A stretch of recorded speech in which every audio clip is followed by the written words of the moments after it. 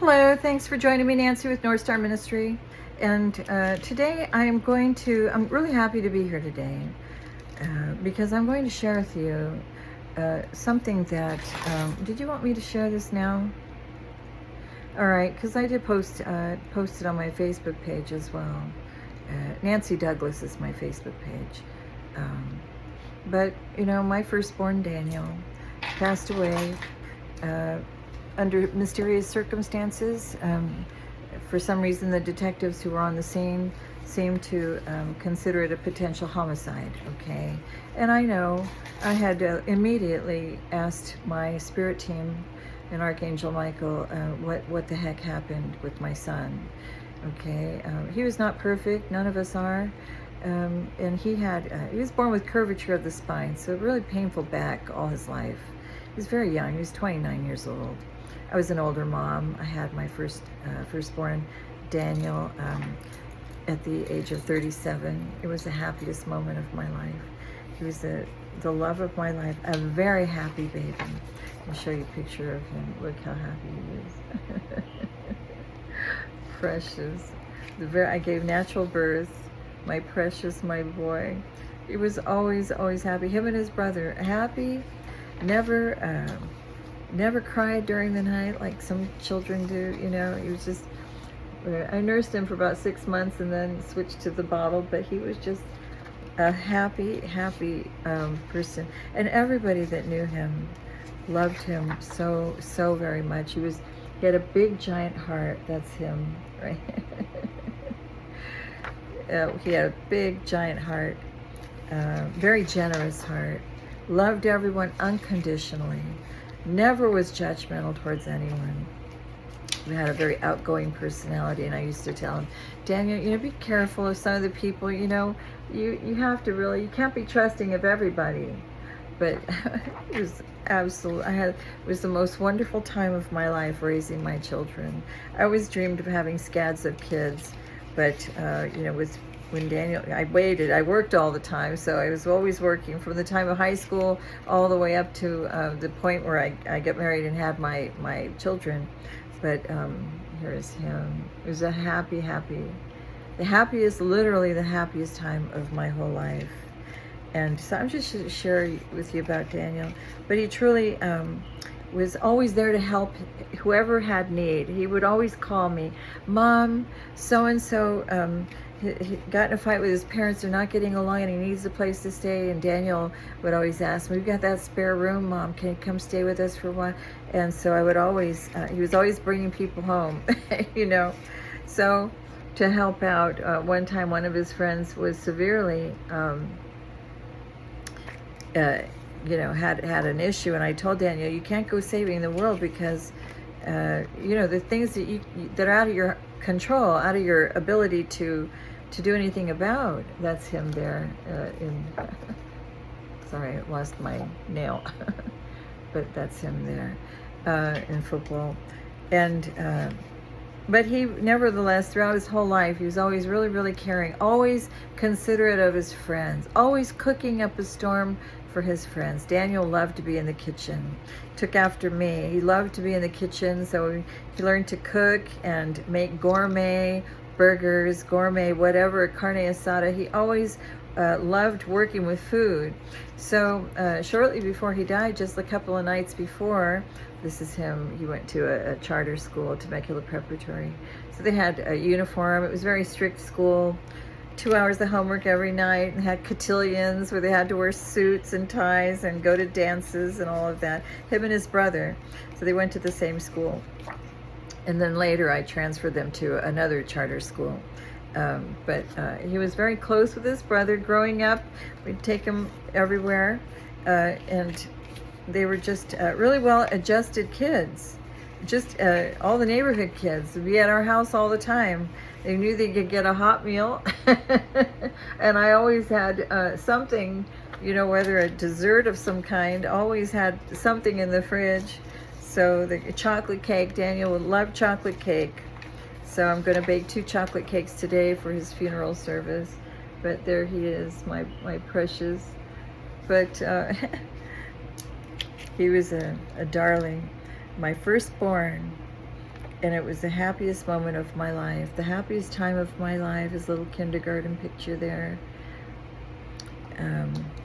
This was his preschool picture. Let's get this one here. This is my son, Daniel. My precious. He's an angel in heaven now. He's an angel in heaven. Yeah, our family have been targeted. And I don't care what anybody says. I don't care what the investigators say. I know what my spirit team has told me. And Daniel never engaged in social media. I mean, I have YouTube and Facebook, but Daniel never, in fact, like a couple of nights before this happened, I sent him a message. I said, I know you don't have a Facebook, but this must be a really super old one, but there were people that were using it because it came across my feed, and I thought that was odd. So I texted him about that, but they were very, they used to go airsofting too. I used to take them to Jungle Island to go airsofting. And we raised 3 litters of German Shepherd AKC purebreds at home. So my kids grew up, they always had puppies, fresh puppies in the house, always sneaking them in the bed. And my kids had birthday parties every year. We have all the kids in the neighborhood over for the birthday parties. We'd have a dance contest, and it was just so fun. But there he is in La Jolla, that picture there. Anyway, just always very happy. Loved people. He was a people person, and he had such a great big personality, very outgoing, and very helpful. He loved his babcha and his jadek, his grandma and grandpa. He loved them very much. I had a picture of them too here. They were from Poland, and but Daniel was their grandson. They loved Daniel so much. They passed away as well. And then I got him an Italian ice cart. I got each of my kids an Italian ice cart, for just a weekend side hustle kind of thing. When I went through my divorce, little did I realize that I was going to need to operate that cart. So I got the contract down at the beach, and so we were down there for about 6-7 years, and Daniel absolutely loved working. We did the farmer markets, and we did with Italian ice cart. That's the cart right there with the with the products, and all the kids, they absolutely loved. He had great personality, and everybody just he was great with customers and customer service skills, and so many happy people. They loved our product, so we just had a fun time. I had a fun time working with my son on Thursday nights at the Sunset Market in Oceanside. He'd be right there alongside me, and also at the farmer markets and down at the pier in Oceanside.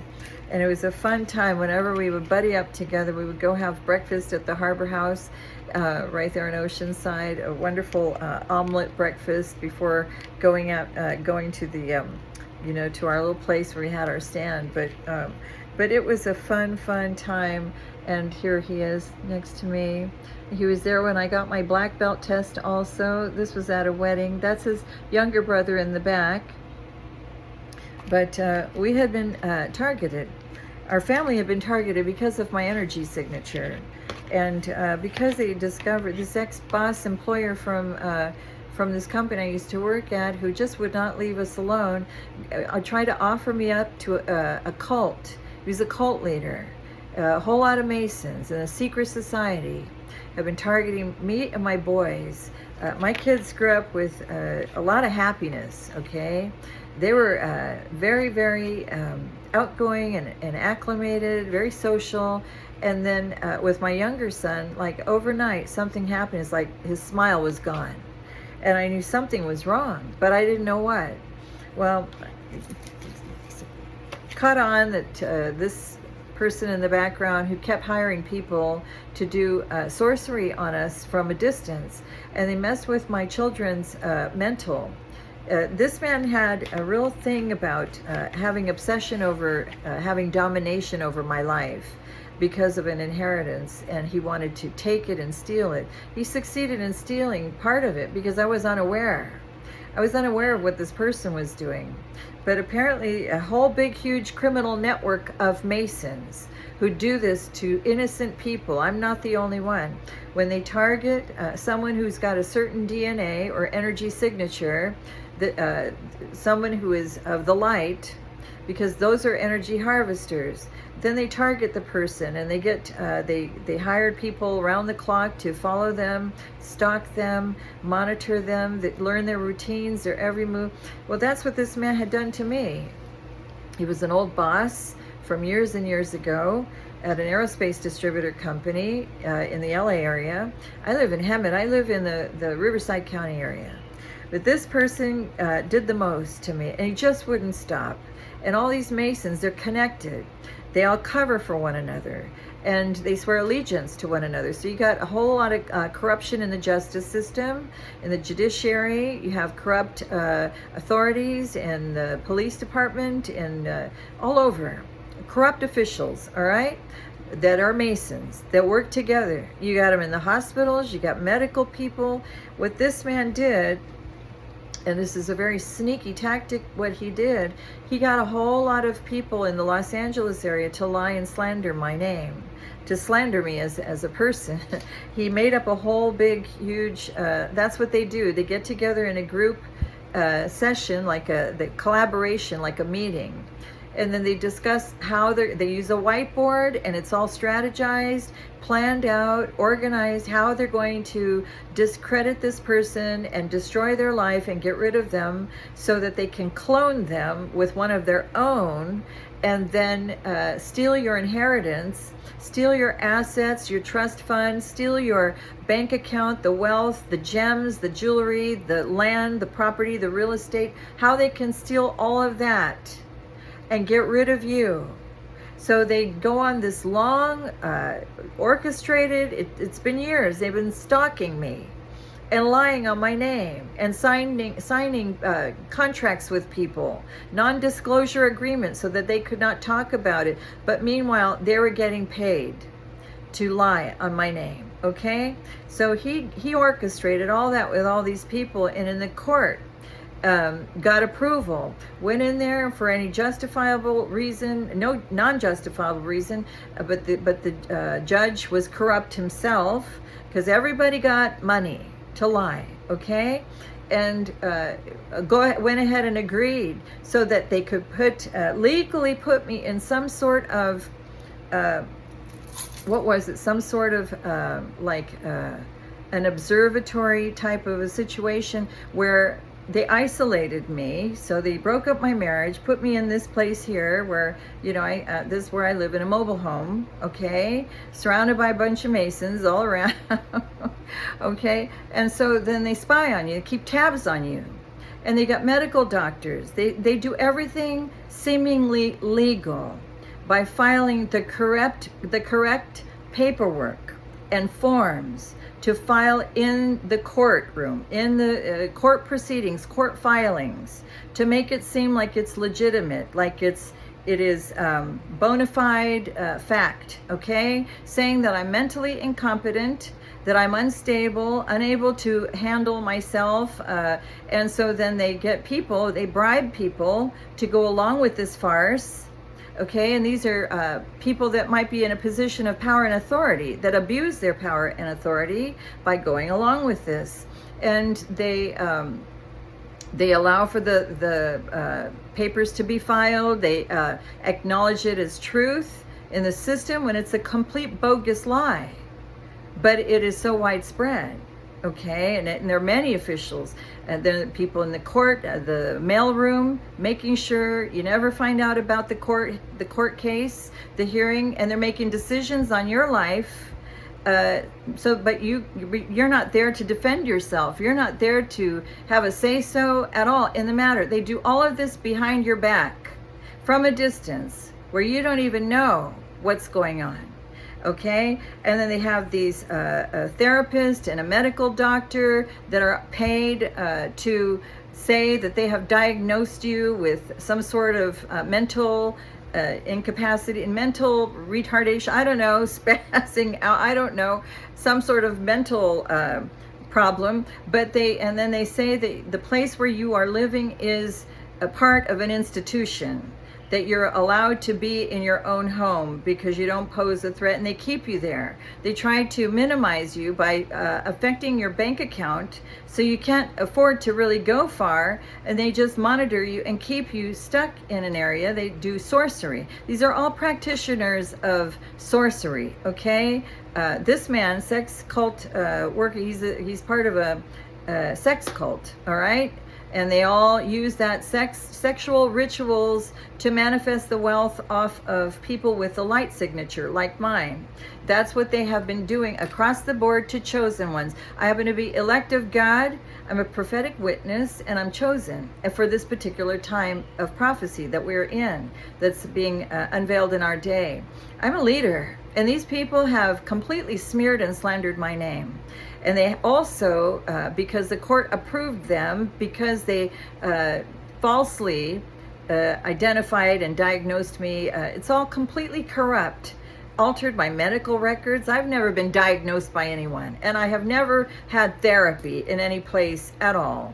But they consider this being institutionalized in their records. They filed all the proper paperwork to make it seem as though that's what it is. And so when you go to get help from one of the authorities, or maybe like when I went to court to get a restraining order against this man and it was rejected, there's a code that pops up in the system, and it makes it seem as though you are mentally not there, so they don't pay attention to what it is you're trying to say or the justice that you're trying to get, and they denied it. Okay, so that's what they do. They rig the system so that all the filings that they filed on my name seems to be as though it is fact, and it is all fraud. It's identity theft and fraud. This is a lot of racketeering, a lot of embezzling, a lot of stealing ancestral inheritances, trust funds, wills, testaments. They are doing all of this, and it's a whole big network, a crime syndicate working together. Everybody gets a slice of the pie, and they go after people's trust funds and then figure out how they can unalive the person or get them locked up or put away forever.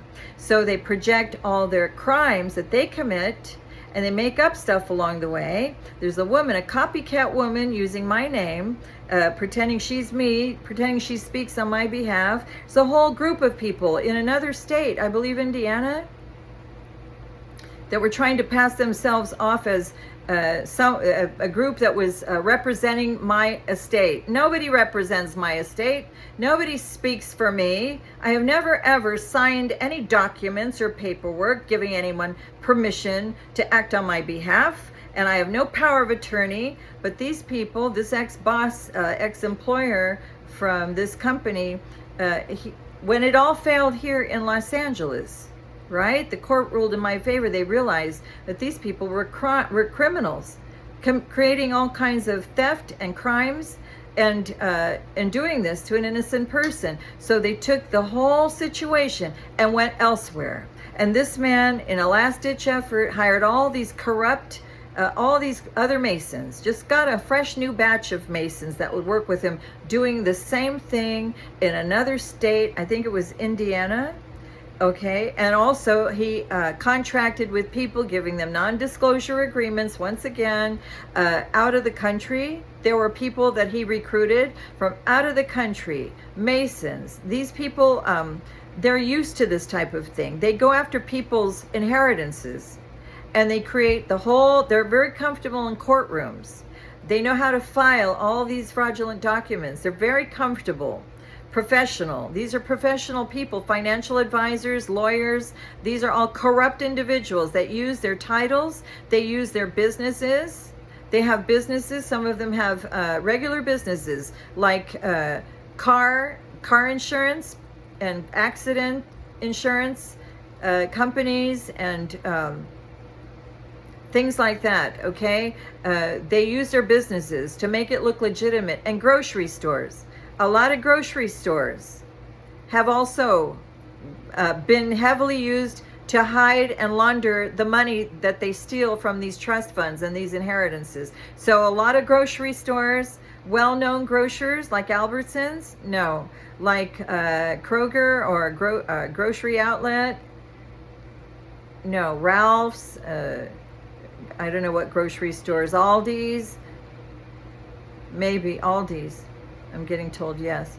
Okay, so some grocery stores and legitimate businesses so that they can launder the stolen money, the stolen assets. So this ex-boss employer, he did not want me to have anything. He took a personal vengeance against my life, waged an all-out war because I rejected him, I guess. Is that why? I mean, I worked for this person 30 years ago. I was an outside territory manager.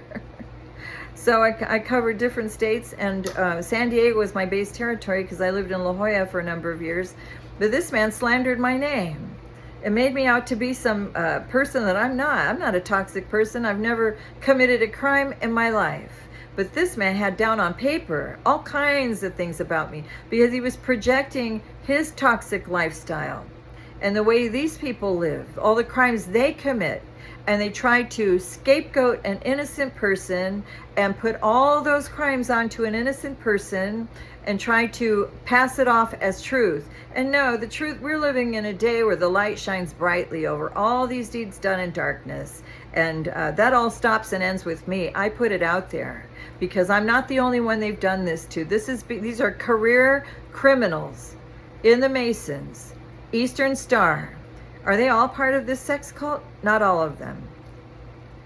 But they're all they're professional people and people that are comfortable with court filings and very comfortable with, they know legalese, some corrupt lawyers, some corrupt officials, anybody from the government, no. But on the elites on the left, yeah. The higher up Masons, okay. So that's what they have been doing. So they did this, and I was targeted. He was offered money to sacrifice me to this cult years ago, right? So they have been draining my energy, draining me and doing all kinds of binding spells on my finances, jar magic, you name it. They did it to me, trying to make me have aneurysms, migraine headaches, MK Ultra, and then doing love spells. A disgusting, vile person. Never ever dated that person. I cannot even believe that was he like this back then? I mean, I never knew him to be like this. He turned dark after I left that company in 1996. But anyway, now when my son was found on June 29th, he was very excited. He told me, he was excited because he got a second job. And he said, finally, Mom, I'm able to put some money aside. He wanted to get a food truck because he loves working with food. And we were down at the pier, so many years. And so he really enjoyed working with food and working with people. And so he thought there was a light at the end of the tunnel. It was a new cycle, a new shift, and he was coming out of this haze because for a long time he couldn't find work because these people had been projecting on my sons, working with this energy weapons. This ex-boss hired a group of retired veterans that had skill sets, and apparently this group works for the elites, right? The elite Masons. They do this to other people. MK Ultra mind control tactics, microwave technology, and they use this to screw up people's minds. Psychological warfare. They do suicide spells, conflict spells. They try to mess up your thinking, keep you depressed, down and stuck, and in low vibration, so they can harvest your energy. That's what they continuously try to do with me. I'm a very high vibrational person, and the spiritual gifts God has given me to transmute negative energy, I right away transmute it into positive energy, even more positive energy. But they were attacking my kids because this man, because of everything he tried on me and all the people he hired to come against me failed, so he came after my kids. A disgusting parasite. And I am being told that the woman that came out, she was not one of Daniel's childhood friends. She was not anybody from Murrieta, where we live, where we have the house there. She was not anyone that he knew. And his friends, that he is childhood friends that he's known for years and years, that he keeps in close touch with, they didn't know her either. And Daniel did not do social media. But somehow this woman met him on Snapchat, and his friends were really surprised because he didn't do Snapchat. Daniel never cleaned his room or whatever. He was going through a really difficult psychological time. They were screwing with his mind for quite a long time. And I want this to be known to the authorities in the upright, if you're hearing me. These people's tactics, they need to stop, and that needs to be put to an end, all right? Those perpetrators behind what happened to my son, you all burn in hell, all right? Starting with that person. Nobody can tell me. I don't care if the forensics come back and say something else. I know what happened because energy does not lie. And I have already been told by my spirit team what happened repeatedly, every time. This woman came out of nowhere, all right? And there was a full moon that night, wasn't there? And that is when they do all this kind of bullshit. And now Daniel did drink beer, and he smoked pot. He smoked pot that night. He was with her, and he smoked pot, and he drank beer, right? And he fell asleep. And I'm being told he fell asleep. And when he was asleep, this woman injected something into him using a syringe. And was it in the lower extremities? No. Was it in his arm, either of his arms? No. Was it in his head or his face? I'm being told no. Was it in his chest? And I am being told yes. And every time I have asked that, I'm being told yes. In his chest. Was it like a very thin needle, like almost undetectable needle, a syringe with a very thin, like somehow very thin, and there was a liquid, like a liquid. And now a few videos ago, I had exposed that these people were working on some sort of lab, carrying something hazardous and something that was like poisonous. I don't know whether they were like refining it or something. I don't know what they were doing with it. But this, I asked if this woman was sent to Daniel on purpose, and I am being told yes every time. Okay, and if he had swallowed anything, I'm being told no. Did he ingest anything? Did he snort anything? And I'm being told no. Every time the Lord lets me know, no, none of that. And so when he was asleep, he fell asleep, and that is when she did this, and she was sent to do this, and it was a liquid, right? Okay, it was like a liquid. Was it a chemical? No, it was a poison. It was a poison. It was a poison. And in the chest while he slept. And more than once? More than twice? No, 2 times. All right, and then what happened to the woman? She tried to make it back to where she was from, Wisconsin. Like, what was she doing out? Did she have family in Marietta? No, she didn't know anybody there. Did she have relatives, friends? No. She just flew out, and she drove a Mercedes, like a really expensive car with California license plate. Where did she get that car? Was it a rental? No. Did somebody provide her that vehicle?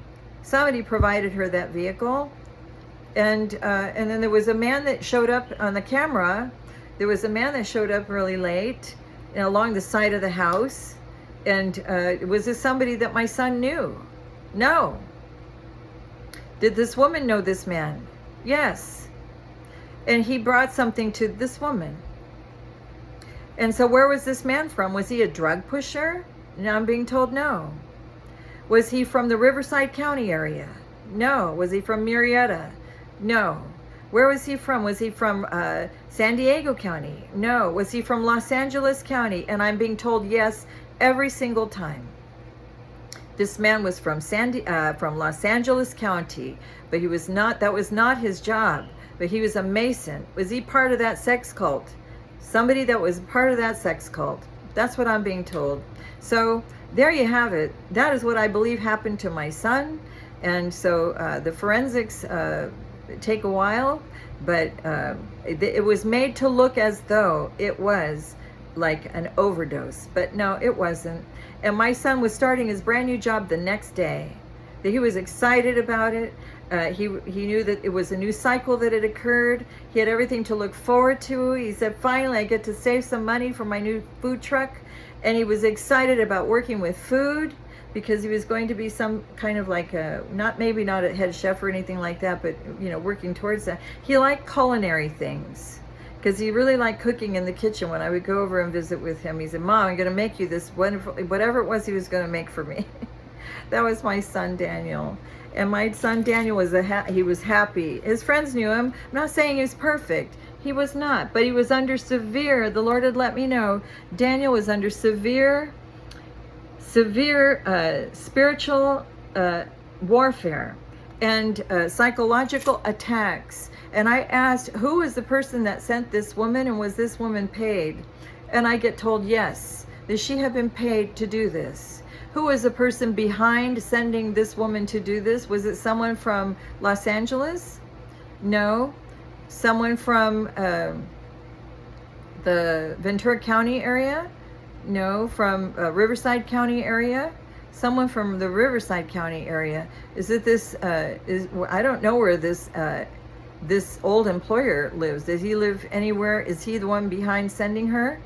He was hiring people with new contracts to go after what belongs to me, my inheritance. These people, he's got all kinds of people to show up in different courthouses and file that I had passed away and file that I had moved, and they changed my address so that all my mail from the courts, wherever they were doing these filings, would be diverted and sent somewhere else. So they're controlling all my mail once again. Are they doing this again?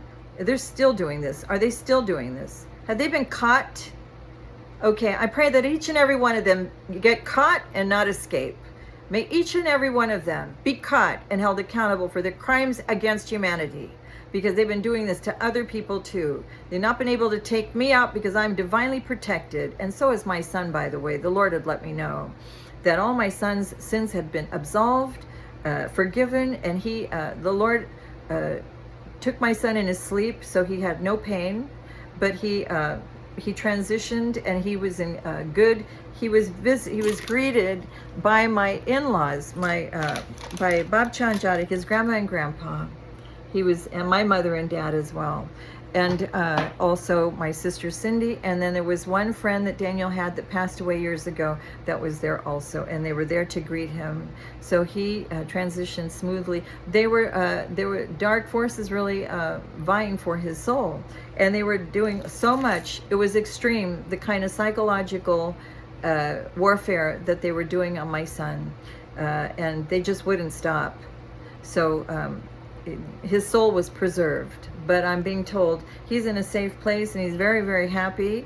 But this is what these people have been doing: destroying families and unaliving innocent people after slandering them, discrediting them. These people are only for themselves and for money, and they don't care whose lives they destroy. But that man, if he is truly behind it, will burn in hellfire for all eternity. And may all the devils have a go at him, okay? As soon as he passes, I understand this man is about ready to pass. Yeah, the sooner the better. This man is evil as it comes. And I couldn't get anybody to assist me. I've turned his name into the FBI in Riverside County. They never did anything, and they never got back to me, never got a phone call back from any of these people. I tried to file a restraining order, and the judge turned it down, denied it. I said, what? I had a whole page of all these offenses that this person had done to me and my family, and now one of my family members are gone. So his blood be upon all those that have really been attacking us. We've done nothing to anyone. We just want to live our peaceful life and be left alone. But these people are energy harvesters, and they don't stop. So God wanted me to put that out there. So I do.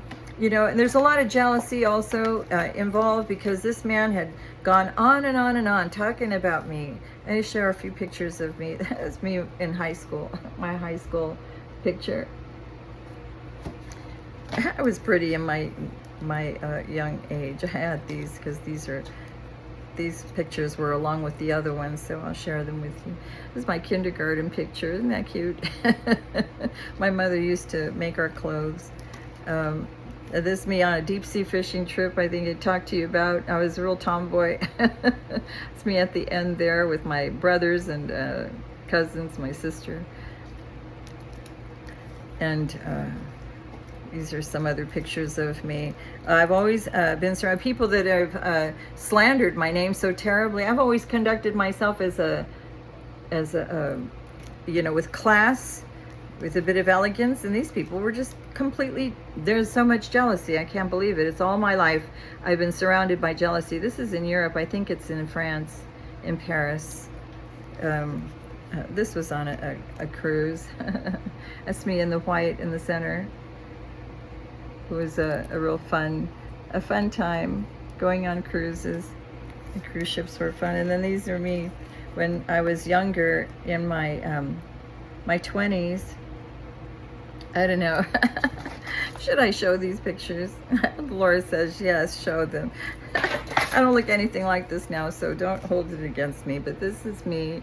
I always wore one suit, but that's on some island, Caribbean island, I think. This may have been Jamaica. No, this was, maybe this was Puerto Vallarta. But anyway, back then, and back in the day, before children, right? Before you get that lower belly pooch. Anyway, so I hope that the legal authorities will look into this. My son, this man tried to break my spirit, break my faith, break my happiness, steal my peace and joy, and you haven't done that. You haven't done that, because I rise above all of that. So shame on you, but you will suffer loss. Everything you have, you will suffer loss, okay? And anybody that had anything to do with this, because I don't care what the detectives, when they come back and they say, well, it was this or that. No, I already know the truth, okay? I know the truth, all right? It is a gift. God had given me spiritual gifts, and I put it out there. May those Masons be investigated wide and far. They are conducting elaborate, orchestrated, criminal, crimes against people, and then getting into their water, getting into their food supply, doing stuff to have them unalive in seemingly natural ways. And no, this was not natural. And my son did not OD. He was getting ready to start his brand new job the very next day. So, and he was happy. All right.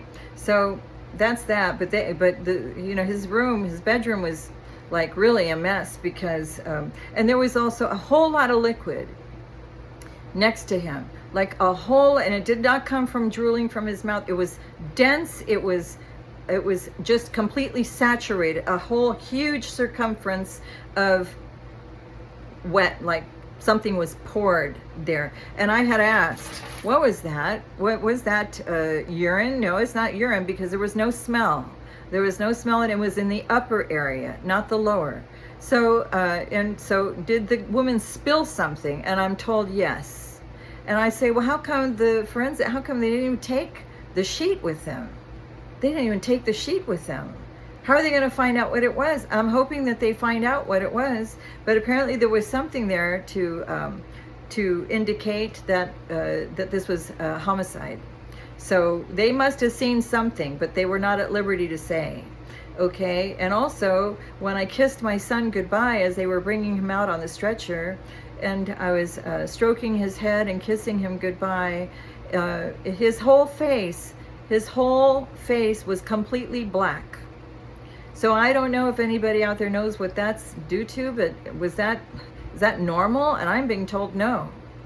So whatever that woman, and that Mercedes-Benz, she was an awful young lady to be driving around a Mercedes-Benz with a California license plate, and she came from Wisconsin. So I don't know if they found anything about her yet, but I'm gonna probably go and inquire about that. I've been making some arrangements for the funeral, and one of Daniel's friends has set up a GoFundMe account because it's expensive, and these people have been tying up my money. They're out there living lavish lifestyles on money that belongs to me, and not one bank official has reached out to me to let me know where this bank account is. There's a bank account in my name somewhere, and people have been trying to steal and trying to figure out a way to get to it. That belongs to me, and I expect some official, court-appointed official in the upright to reach out to me and do the right thing. Let me know. Let me know exactly who's been signing affidavits that I've done this or that. Those are all fraud and lie. Identity theft and fraud. All right? So I just wanted to share this with you. May my Daniel rest in peace in the heavenly kingdom, and I'll be seeing him soon again. One day soon, because we're in the time, as I've shared with you, we're in that time of it's spiritual nighttime here on planet Earth, so we don't have much farther to go.